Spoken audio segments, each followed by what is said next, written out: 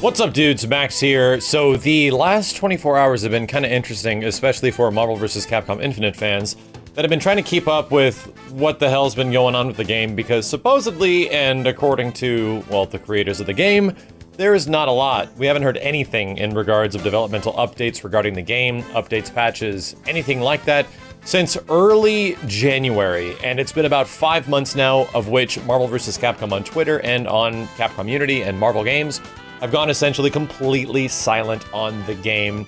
But something pretty big happened earlier this morning.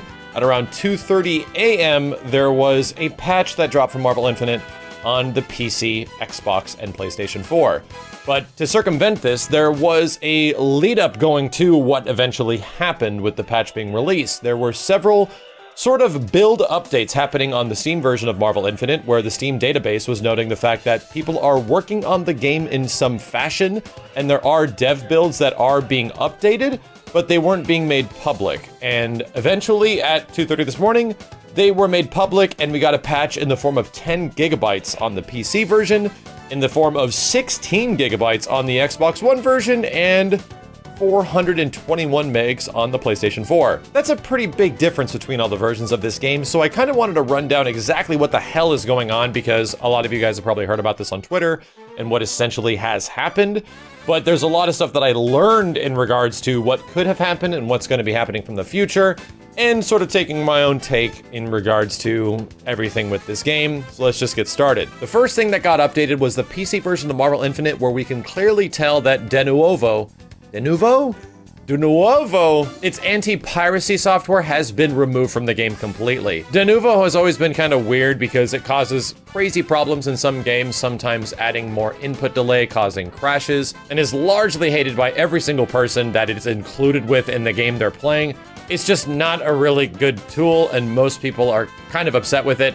And that was removed. De Nuevo is no longer appearing on Marvel vs. Capcom Infinite Steam page and appears to be removed from the Steam version completely. So this has resulted in some pretty interesting things. The game boots like 10 times faster than it did before. You start the program and it almost immediately goes, which is very different than I remember because I played the PC version a lot. And the PlayStation 4 version and Xbox version are getting rumors that the menu select or the character select screen is going a bit faster, and load times appear to be decreased as well, although in some situations it might be a placebo effect.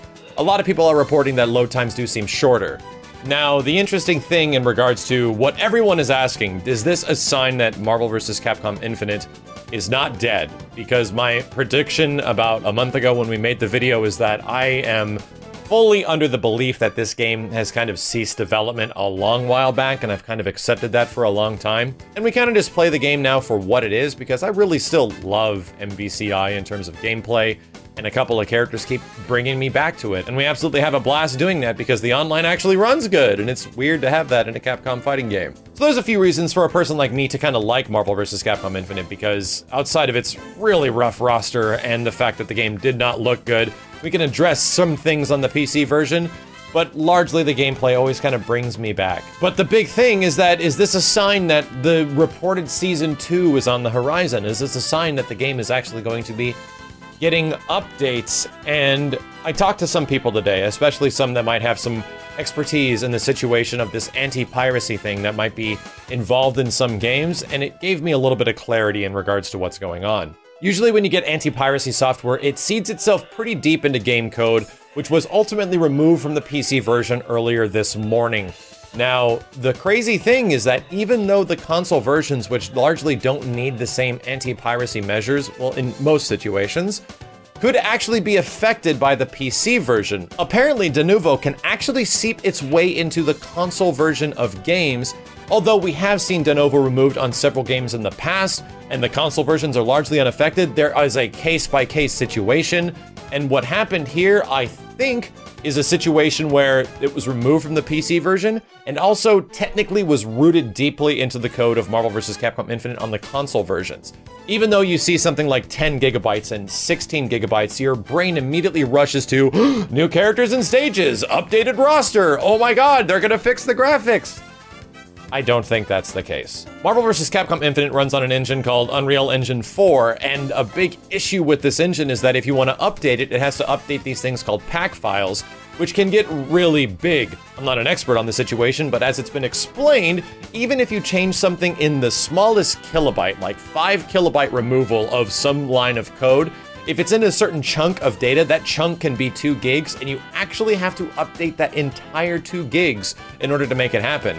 So if several chunks had to be updated because they were removing some anti-piracy thing that they might not need anymore, then all of a sudden you require a 10 gigabyte patch, you require a 16 gigabyte patch, and for some reason the PlayStation 4 version only required like 421 megs, which is still really weird. The other thing that I also understood through many explanations is the fact that anti-piracy software is expensive. You have to renew the licenses for this thing. If not, when you start a license, it might go for a certain period of time, and then you get the option to renew it at that certain point of time, and then you get a choice. And I think that choice is ultimately what came to Capcom and Marvel, where they have this game that ultimately didn't meet their sales expectations at all, and they now have to make a choice whether or not they want to keep their anti-piracy software on it, which costs money, possibly a lot of money, and they chose not to. This is not confirmed officially by any means, but it seems to be the situation that Marvel vs. Capcom Infinite is removing its anti-piracy software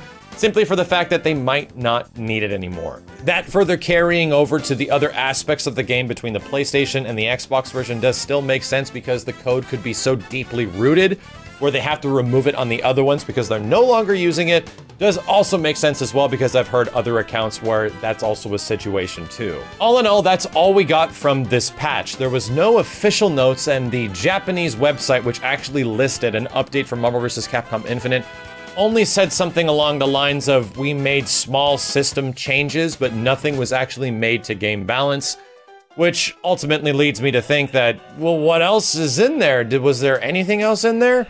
And right now it doesn't seem so. The only other thing that popped up was that one person was able to find something different in the code from before that came down to character hit effects, like hit sparks, for the vanilla roster of the game, getting a minor change, but ultimately the in-game stuff that's represented doesn't actually seem to have any difference. I would love to be wrong about Marvel vs. Capcom Infinite getting updates, and to be really honest, I would love to be wrong about all this. I would love the fact that Marvel and Capcom realized their mistakes, that one of their top 10 selling franchises of all time could actually be fixed as long as they added the things that fans wanted so bad. I would love to think that they're doing that, but I do not think that's the case. I think this was a situation that kind of came up that they weren't expecting, that they had to renew a license for something, and all of a sudden that's going to be really expensive. Do we do it or do we not do it? And they chose not to do it. There could be something else in there. There could absolutely be hope that something else could be on the horizon, but in my good old percentage rating that I've given these Marvel vs. Capcom Infinite games in the past, and I have been kind of wrong in the past, I didn't think MVCI was going to be a thing at all when that game was announced back in 2016. I'm gonna go back and kind of give this a 1% chance that Marvel vs. Capcom Infinite is gonna get any future developer support in terms of content, in terms of updates, in terms of an ultimate version, in terms of anything. I still am under the firm belief that this game is done, and I truly hope I'm wrong about that. And I would largely temper your expectations for the future of this game and kind of play it for what it is, because if something does happen, that'll be absolutely amazing, but don't expect it. I think one of the best things we can actually do going forward, especially with myself on this channel, is sort of notify Capcom and notify Marvel, if not notify the future of Capcom fighting games, the things that were actually great about Marvel vs. Capcom Infinite, because it fixed a lot of stuff from Marvel 3. While it seemed to miss the mark on some of the most important things, there are aspects of Marvel Infinite that absolutely should be preserved for the future of Capcom fighting games, and I think that's an interesting thing to make videos about, and I kind of really want to explore that in the future. As always, dudes, thank you a ton for watching. I'll be back with more Marvel vs. Capcom Infinite gameplay videos, as I still absolutely love playing this game. It's probably one of my favorite fighting games from Capcom since Capcom vs. SNK 2. I'm still sticking by that. I love playing this game a ton, especially online. And I'll be back with more online matches as soon as I get an opportunity. Thank you, dudes, a ton for watching. My name is Max, and I'll see you next time.